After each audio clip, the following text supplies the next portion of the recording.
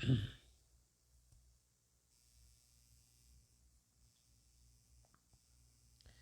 Friends, स्वागत है आपका आपके अपने यूट्यूब चैनल फिजिक्स पॉइंट पर। और आज हम यहाँ पे जो हमारा प्रैक्टिस सेट चल रहा था रे ऑप्टिक्स का, ठीक है, रे ऑप्टिक्स का जो प्रैक्टिस सेट चल रहा था उसको हम आगे बढ़ाने वाले हैं। और जो मोस्ट इम्पोर्टेंट क्वेश्चन है, मोस्ट इम्पोर्टेंट मतलब एकदम सिलेक्टेड क्वेश्चन आपके सामने मैं आज पेश करने वाला हूँ। जो पहले क्वेश्चन प्रैक्टिस किए थे वो भी बहुत ही ज़्यादा इंपॉर्टेंट है, एकदम मतलब धमाकेदार कॉन्सेप्ट आज हम पढ़ने वाले हैं। जो एग्जाम में एक क्वेश्चन मैंने ऐसा भी कलेक्ट कर रखा है, देखो यहाँ पे लिखा हुआ है, मैंने बाय द वे लिख दिया है कि एयरफोर्स एग्जाम 16 जुलाई 2021 की थर्ड शिफ्ट में आप कोई भी बच्चा है जिसने ये पेपर दिया है उससे पूछ सकते हैं, कोई दिक्कत नहीं है। आप उससे पूछ सकते हैं कि ये क्वेश्चन आया था या नहीं आया था। कोई भी आपको झूठी न्यूज़ नहीं दी जाएगी इस चैनल के ऊपर। तो जो मैंने क्वेश्चन बता दिया है कि ये क्वेश्चन उस शिफ्ट में आया था, तो ये आया था। किसी भी बच्चे से पूछ सकते हैं आप, कोई दिक्कत नहीं है। चलिए स्टार्ट करते हैं बिना टाइम वेस्ट किए। अगर वीडियो अच्छी लगी तो लाइक करना, चैनल को सब्सक्राइब करना, और वीडियो में लास्ट तक बने रहेंगे तभी कुछ समझ में आएगा। ऐसे नहीं आएगा कुछ भी समझ में। देखो, हम दो गाड़ियों पे चल रहे हैं, एक गाड़ी यहाँ पे है, एक यहाँ पे है, एक यहाँ पे है। ये एक पैर हमारा इस पे है, एक इस पे है, और यहाँ हम हैं। क्या हम चल पाएंगे? नहीं चल पाएंगे, ज़्यादा दूर नहीं चल पाएंगे। तो वही बात है, आपको कॉन्सेप्ट को कम डीपली क्लियर करना है। मैं आपको यहाँ पे हर कॉन्सेप्ट को डीपली क्लियर करवाऊंगा। कल मैं आपके लिए गोलीय दर्पण की कॉन्सेप्ट की क्लास लेके आ रहा हूँ। प्रैक्टिस सेट हमने अभी तक पढ़ा था, हमने समतल दर्पण। क्या पढ़ा था? समतल दर्पण, ठीक है।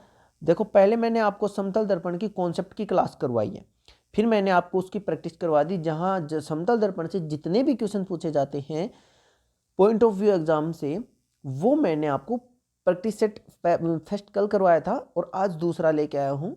यहाँ से जो क्वेश्चन पूछे गए हैं वो मैंने कलेक्ट किए हैं, और जो पूछे जा सकते हैं वो भी मैंने कलेक्ट कर लिए हैं। कल हम पढ़ाएंगे आपको गोलीय दर्पण। चलिए स्टार्ट करते हैं। लिखा हुआ है कि एक आयताकार कमरे की दो संगत दीवारों व छत यदि शीशे नुमा हो तो कितने प्रतिबिंब बनेंगे। अब मेरे को ये बताओ कि आयत में, एक रेक्टेंगल में कितने डिग्री का एंगल बनता है? 90 डिग्री का एंगल बनता है, ठीक है। अब बोल रहा है छत और दो संगत दीवारों और छत यदि शीशे नुमा हो, दो संगत दीवारों और छत, एंगल कितना है? इस बात को याद रखो, एंगल कितना है? 90 डिग्री का। अब देखो, परस्पर लंबवत रखे, मैंने यहाँ पे लिख लिया है, आप यहाँ पे सेम टू सेम आप अपने नोट्स भी बना सकते हैं। नोट्स भी बना सकते हैं, कोई प्रॉब्लम नहीं होगी। आप मेरे साथ साथ लिखते चलिए। दर्पणों से इनके बीच रखी वस्तु के प्रतिबिंबों की संख्या n होगी, और n का फॉर्मूला क्या होगा? 360 अपॉन में थीटा -1, और थीटा की वैल्यू मैंने अभी अभी आपको बताई है, कितनी होगी? थीटा की वैल्यू होगी 90 डिग्री, क्योंकि वो क्या है? रेक्टेंगल है। रेक्टेंगल में एंगल कितने डिग्री का बनता है? 90 डिग्री का बनता है, ठीक है। बात यहाँ पे क्लियर है। अब देखो, इसमें थीटा का एंगल 90 डिग्री रख दिया तो वैल्यू कितनी आ गई हमारे पास? 3। अब देखो, अब ये प्रतिबिंब व्यक्ति छत के दर्पण के लिए वस्तु का कार्य करेगी। श्योर सी बात है, तो छत का जो दर्पण है उसके लिए वह व्यक्ति दर्पण का कार्य करेगा, तो छत करेगी, एवं छत दर्पण और 4 प्रतिबिंब बनाएगा। अतः कुल प्रतिबिंबों की संख्या क्या होगी? क्या होगी? कुल प्रतिबिंबों की संख्या 7 होगी। कुल प्रतिबिंबों की संख्या क्या होगी? देखो, आप दो संगत दीवारें हैं, दो ये दीवार हो गई, सॉरी एक मिनट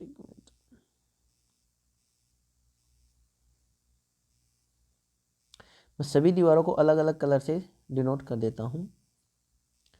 ये दो दीवारें हो गई हमारी, और ये हो गई हमारी छत। जो रेड कलर में है वो है छत।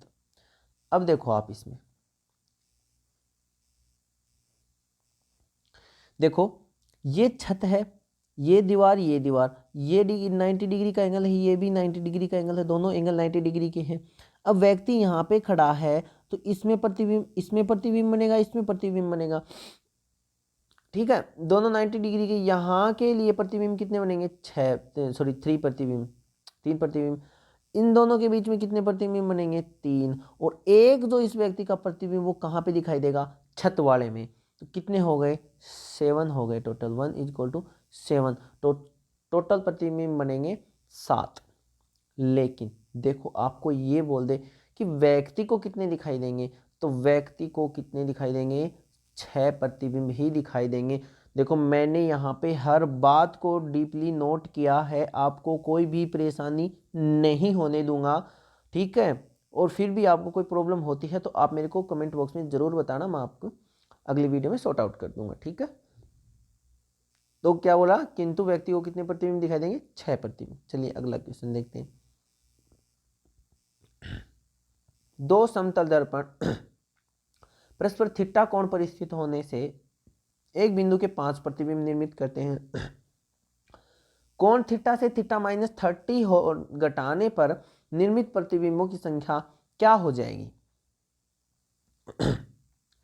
देखो दो समतल दर्पण परस्पर थीटा कोण पर स्थित होने से 5 प्रतिबिंब बनते हैं।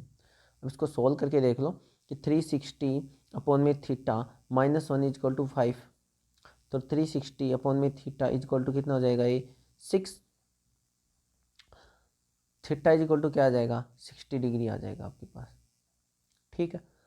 अब देखो यदि यह 30 थीटा से थीटा -30 हो जाता है, तो थीटा से थीटा -30 हो जाता है, मतलब 60 से 30 हो जाता है, तो 36 अपॉन में 30 इज -1 कितना हो जाए, 0 से 0 12 -1 इक्वल टू 11 प्रतिबिंब हो जाएंगे। बात आई क्या आपको समझ में, आपको बात आई होगी, आप आई होप आपको बात आई होगी समझ में। बोल क्या रहा है कि 5 प्रतिबिंब बनते थे, उस टाइम पे एंगल था हमारा 60 डिग्री। सोल्व करके देखना, फॉर्मूला है 360 अपॉन में थीटा -1 इक्वल टू प्रतिबिंबों की संख्या। यहाँ से हम प्रतिबिंबों की संख्या रखेंगे तो थीटा इक्वल टू आ जाएगा 60। अब थीटा इक्वल टू 60 से 30 हो जाता है, थीटा -30 हो जाता, तो प्रतिबिंबों की संख्या क्या होगी, तो देखो ये यहाँ पे 30 से डिवाइड कर देंगे तो आ जाएगा 12 -1 इक्वल टू 11। तो प्रतिबिंबों की संख्या हो जाएगी 11, ठीक है। अगला क्वेश्चन है, प्रकाश की एक किरण समतल दर्पण पर थीटा 30 डिग्री पर आपतित होती है, 30 डिग्री पर आपतित होती है, तो विचलन क्या होगा। बहुत ही इंपॉर्टेंट क्वेश्चन है, बहुत ही ज्यादा इंपॉर्टेंट क्वेश्चन है विचलन का। तो इसको तो आप मोस्ट इंपॉर्टेंट क्वेश्चन होने वाला है कि विचलन कितना होगा, विचलन कितना होगा। विचलन के लिए फॉर्मूला होता है 180 -2 थीटा। जो एंगल आपको दे रखा है, जो भी एंगल आपको दे रखा है, वो एंगल यहाँ पे थीटा की जगह पे पुट करो और विचलन का आपको मान मिल जाएगा। तो यहाँ पे विचलन को डेल्टा से लिखते हैं 180 -2 थीटा। थीटा की वैल्यू कितनी दे रखी है आपको, 30 डिग्री। तो 180 -2 थीटा मतलब 60 डिग्री, और विचलन कितना आ जाएगा, 120। विचलन कितना आ गया, 120 का। यही क्वेश्चन पूछा गया था, लेकिन ये क्वेश्चन थोड़ा सा डिफरेंट था कि यदि 60 डिग्री पर आपतित होती है तो विचलन कितना होगा। ये क्वेश्चन अपना था 30 डिग्री का, लेकिन ये पूछ रहा है 60 डिग्री पर आपतित होती है तो विचलन कितना होगा, 60 डिग्री ही होगा, 60 डिग्री ही होगा। देखो कल हमने क्वेश्चन किया था, एक बात थोड़ा हर कॉन्सेप्ट को थोड़ा सा समझने की कोशिश किया करो। कल हमने एक क्वेश्चन किया था, अगर आपने पहले वाली वीडियो को विजिट नहीं किया तो उसको जरूर करना। एक क्वेश्चन किया था कि दो दर्पण थीटा कोण पर झुके हुए हैं, ठीक है। एक दर्पण पर आपतित किरण दूसरे दर्पण के समांतर होती है और दूसरे दर्पण पर आपतित किरण उस दर्पण के समांतर होती है। देखो इस दर्पण के समांतर है ये, लेकिन ये इसके ऊपर क्या है, आपतित है, ठीक है। और इसके ऊपर है ये, और ये इसके समांतर है। बात को समझ रहे हो। लेकिन क्या कह रहा है, तो एंगल कितना है, एंगल 60 डिग्री है, विचलन भी 60 डिग्री है, ये भी 60 डिग्री है, ये भी 60 डिग्री, ये भी 60।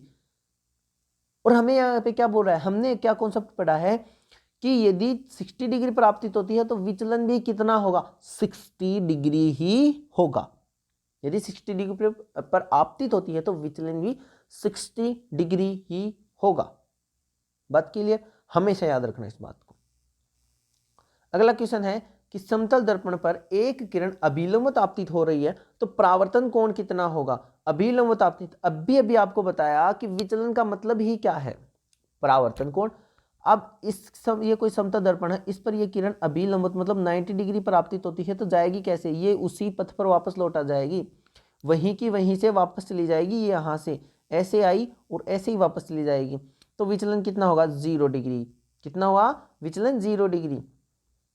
अब आपको ये पूछ ले कि समतल दर्पण पर एक किरण अभिलंब आपतित होती है तो विचलन कितना होगा, विचलन 0 डिग्री होगा उस कंडीशन में, क्योंकि विचलन का मैंने आपको फॉर्मूला बताया है, डेल्टा इजिकल टू कुछ नहीं करना, फॉर्मूला याद रखो, delta equal to 180 minus 2 theta, delta equal to 180 minus 2 theta, जो एंगल दे रखा है वो रखो और आंसर निकालो। ठीक है, तो आंसर कितना आ जाएगा यहाँ पे 0 डिग्री, मतलब कुछ भी विचलन नहीं होगा जब विलंब आपतित होती है तो।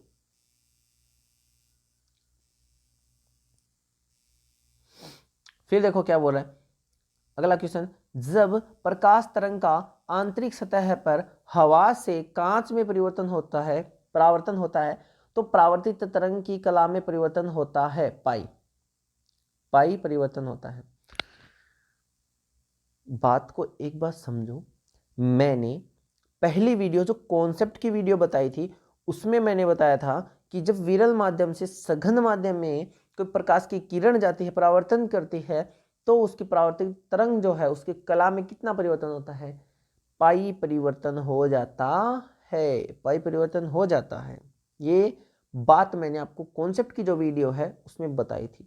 मैं फिर से बोल रहा हूँ, कॉन्सेप्ट मैं आपको ऐसे कराऊंगा कि आप याद करोगे, जब पेपर दोगे तो आपको याद आएगी कि अभिषेक सर ने ऐसे कॉन्सेप्ट करवाए थे जो हमको पेपर में same to same as it is question आपको मिलेंगे। बोल रहा है जब दर्पण को थीटा कोण पर घुमा दिया जाता है तो परावर्तित किरण अपने मार्ग से 2 थीटा कोण पर विचलित हो जाती है। बहुत ही मोस्ट इंपोर्टेंट बात है, जब दर्पण को थीटा कोण पर घुमा दिया जाता है तो परावर्तित किरण अपने मार्ग से 2 थीटा कोण पर विचलित हो जाती है। ऐसा क्वेश्चन पूछा जाता है और पूछा भी जा चुका है और पूछा भी जाएगा। तीनों बातें हैं कि जब दर्पण को थीटा कोण पर घुमा दिया जाता है तो परावर्तित किरण अपने मार्ग से 2 थीटा कोण पर विचलित हो जाती है, 2 थीटा कोण पर विचलित हो जाती है। जैसे 60 डिग्री पर घुमा दिया तो अपने मार्ग से तो परावर्तित किरण हवा कितना विचलित होगी 120, कितना 120। ठीक है, देखो अगला क्वेश्चन, दो समतल दर्पण परस्पर समकोण बनाते हैं, सीधी सी बात है समकोण बना दिया ये लो। एक आदमी उनके बीच खड़ा होकर दाहिने हाथ से अपने बाल संवारता है। बहुत इंपॉर्टेंट क्वेश्चन है बच्चों, सच में बता देता हूं, ये क्वेश्चन आ चुका है। अब मेरे को ईयर तो याद नहीं है लेकिन ये question repeat repeat repeat repeat repeat होता रहता है। ठीक है, तो ऐसे कॉन्सेप्ट को ध्यान से आप नोट डाउन करते चलो सारे क्वेश्चंस को। ठीक है, इतने क्वेश्चन कराएंगे, मतलब ऐसे आपको ये नहीं है कि मैं भरमार कराऊँ, इतने क्वेश्चन करा दिए, 1000 क्वेश्चन करा दिए, 2000 हो गए, 5000 हो गए, कोई मतलब नहीं। क्वेश्चन हम वो करेंगे जिसमें एक क्वेश्चन में 4 कॉन्सेप्ट क्लियर होते हों, ऐसे क्वेश्चन मैं आपको यहाँ पे करवाऊंगा। सारे क्वेश्चंस आप क्लियर करते चलो, आपके सारे कॉन्सेप्ट क्लियर हो जाएंगे। तो देखो बोला दो समतल दर्पण परस्पर समकोण बनाते हैं, एक आदमी उनके बीच खड़ा होकर बाल संवारता है, अपने दाहिने हाथ से बाल संवारता है। कितने प्रतिबिंबों में वह हाथ दाहिना, कितने प्रतिबिंबों में वह अपना दाहिना हाथ प्रयोग करता दिखाई पड़ेगा, कितने प्रतिबिंब, तो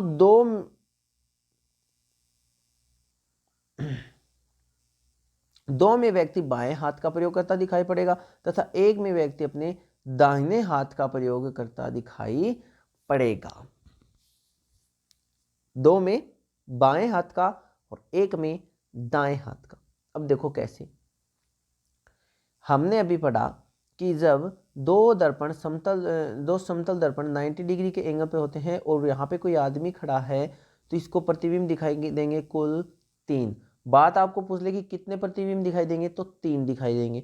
3 में से वह जिस दर्पण में देख रहा है, इस दर्पण में देख रहा है, सपोज दैट इस दर्पण में देख के अपने बाल संवार रहा है, तो इस दर्पण में तो उसको क्या दिखाई देगा, क्या दिखाई देगा, बायां हाथ, दाहिने हाथ से सवार है तो बायां हाथ दिखाई देगा। जब ये रिफ्लेक्टेड होकर यहां पे आएगा तो यहां पे कौन सा है, बायां, और यहां पे कौन सा दिखाई देगा फिर, दायां। बात को समझना, यहां पे कौन सा देगा, दायां। अब ये फिर से रिफ्लेक्ट होकर यहां पे आएगा तो कौन सा देगा, बायां। बात समझ में आई। तो दो में बायां और एक में दायां, ठीक है।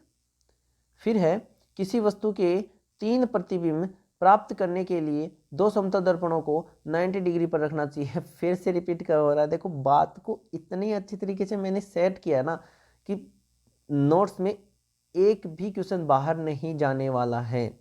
बात को क्या कह रहा है कि यदि किसी वस्तु के 3 प्रतिबिंब हमें प्राप्त करने हैं तो समतल दर्पणों को 90 डिग्री पर रखना चाहिए। फिर बोला एक घड़ी में वास्तविक समय 3:25 हो चुका है। जब इसे समतल दर्पण में देखा जाए तो कितना समय दिखाई देगा। 3:25 हो गया। समतल दर्पण में देखा जाए तो कितना दिखाई देगा, 9:35। अब देखो बात हर कॉन्सेप्ट में आपके लिए ले गया हूं। क्या बोल रहा है कि जो दिया गया समय है उसको 11:60 में से घटा दो, वही आपके पास आंसर आएगा।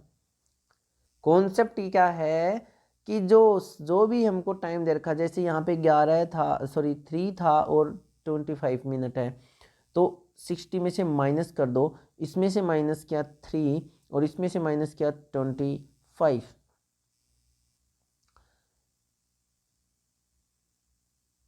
तो देखो टोटल कितने हैं, 12 बज रहे हैं। 12 बज रहे हैं, इसमें कितने बज रहे हैं, 12 बज रहे हैं। अब 12 में से 9 कितने गए, 3 आवर 25 मिनट माइनस कर दिए तो हमारे पास कितने बज जाएंगे, 9:35 हमको क्या होगा, दिखाई पड़ेगा उसमें से। ठीक है, ठीक है, बात क्लियर। तो आज के लिए थे बस इतने कॉन्सेप्ट। कल मैं आपके लिए वीडियो लेकर आऊँगा गोलीय दर्पण की, रे ऑप्टिक्स की अगली वीडियो कॉन्सेप्ट की, एक धमाकेदार कॉन्सेप्ट के साथ। ठीक है, क्वेश्चंस को लिख लेना आप अपने नोट्स में, जैसे मैंने लिख रखे हैं वैसे भी लिख लोगे ना तो बस बात खत्म है। फिजिक्स आपका कुछ नहीं बिगाड़ सकती, आप फिजिक्स तो बिगाड़ दोगे। ठीक है, तो वीडियो में अंत तक बने रहने के लिए THANKU, थैंक यू। ठीक है, और पढ़ते रहिए बच्चों। वैकेंसी का कभी का भी पता नहीं कब आ जाए कब नहीं, तो अपनी प्रिपरेशन को रेगुलर बनाए रखो। ठीक है, थैंक यू, धन्यवाद, love you, bye, take care.